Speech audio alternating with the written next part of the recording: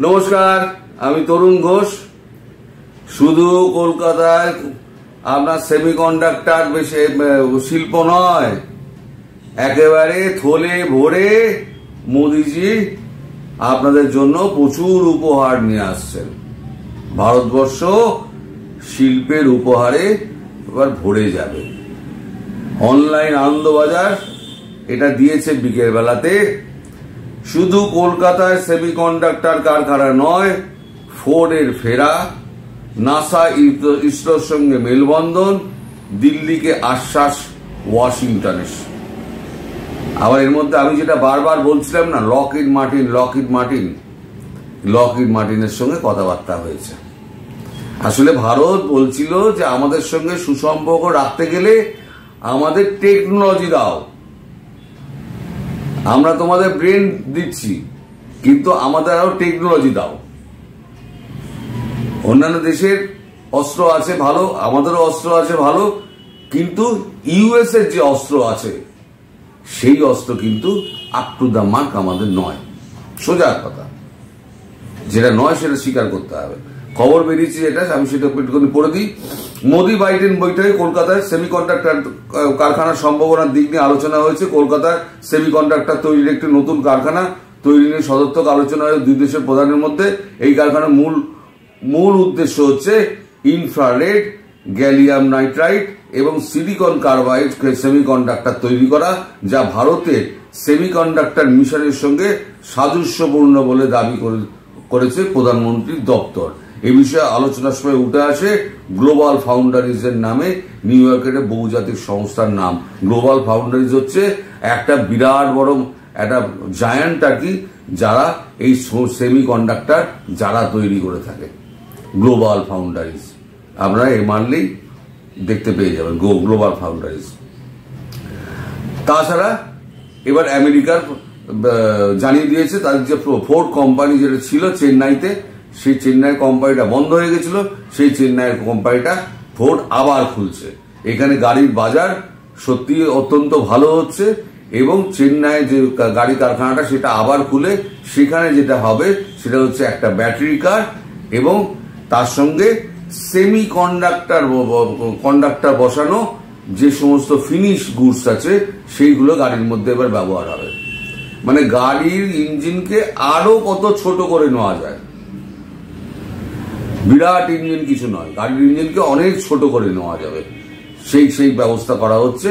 সেটা হচ্ছে ওই আপনার যে গ্লোবাল ফাউন্ডারিজ, তারা টেকনোলজি দিয়ে ফোর্ডকে সাহায্য করছে।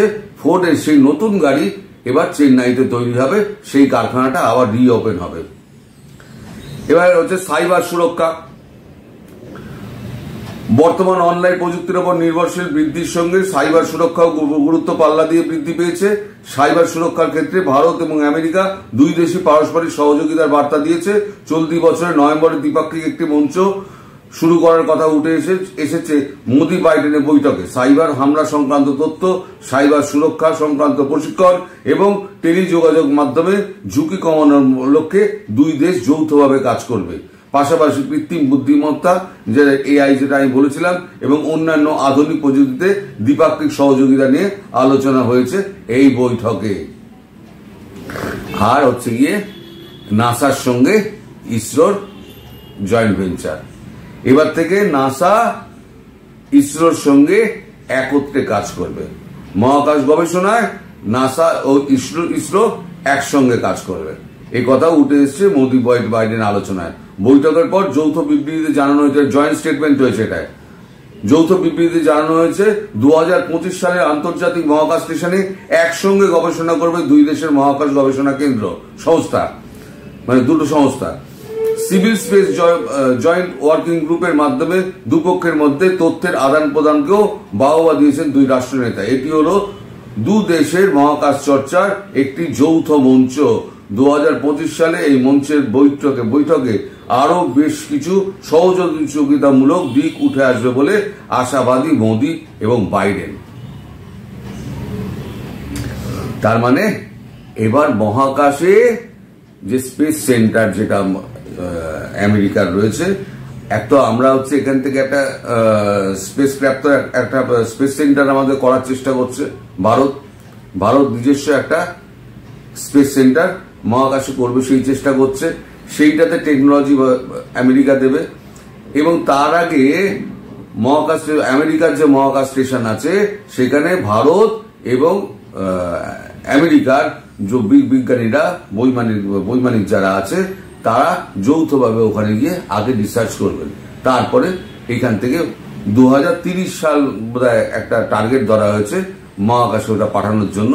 তার আগেই আমেরিকার সঙ্গে এই চুক্তিটা হওয়ায় হয়তো সময়টা একটু এগিয়ে আসতে পারে, কারণ টেকনোলজি অনেক অ্যাডভান্স। এর সব থেকে বড় যে খবরটা, যেটা দরকার ছিল ভারতের, ভীষণভাবে দরকার ছিল, সেটা হচ্ছে প্রতিরক্ষায় প্রযুক্তিগত সহযোগিতা। এটাই হচ্ছে সব থেকে গুরুত্বপূর্ণ এবং এটাই শেষে রয়েছে। আমেরিকান সংস্থা জেনারেল অটোমেটিক্স এর থেকে 31টি MQ-9B ড্রোন কিনছে ভারত। এর মধ্যে 16টি রয়েছে স্কাই গার্ডিয়ান এবং 15টি সি গার্ডিয়ান। এই ড্রোনগুলি আসলে পাইলটহীন যুদ্ধ বিমান, যা ভারতের সশস্ত্র বাহিনী ব্যবহার করবে। নিরাপত্তা আরো জোরদার করতে ভারতের এই পদক্ষেপকে স্বাগত জানিয়েছে বাইডেন।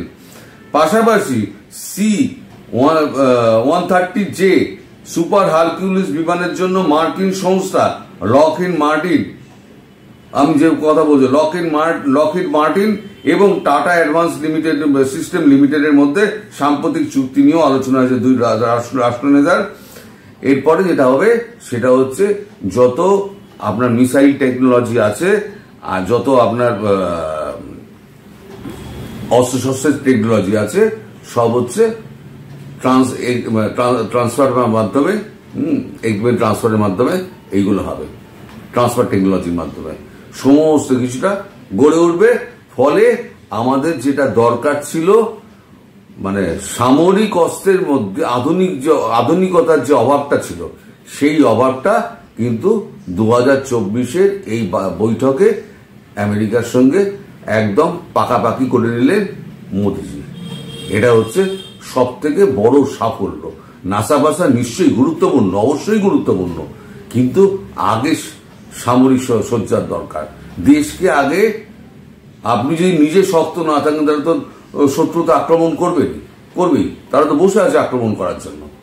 চাণক্য নীতি, যে নিজে আগে শক্তি সঞ্চয় করো, তাহলে অপরপক্ষ তোমার সম্মান করবে, চাণক্য নীতি। তা এতদিন যেটা আমাদের কমতি ছিল, খামতি ছিল বলা যায়, সেটা এখন আর সেই খামতিটা থাকছে না। ফলে আমরা এখন অনেক বেশি অ্যাডভান্স টেকনোলজি আমরা অস্ত্রশস্ত্র ব্যবহার করতে পারবো। তো খবরটা এখানে শেষ করছি। সবাই ভালো থাকবেন, সুস্থ থাকবেন এবং সাবধানে থাকবেন। নমস্কার।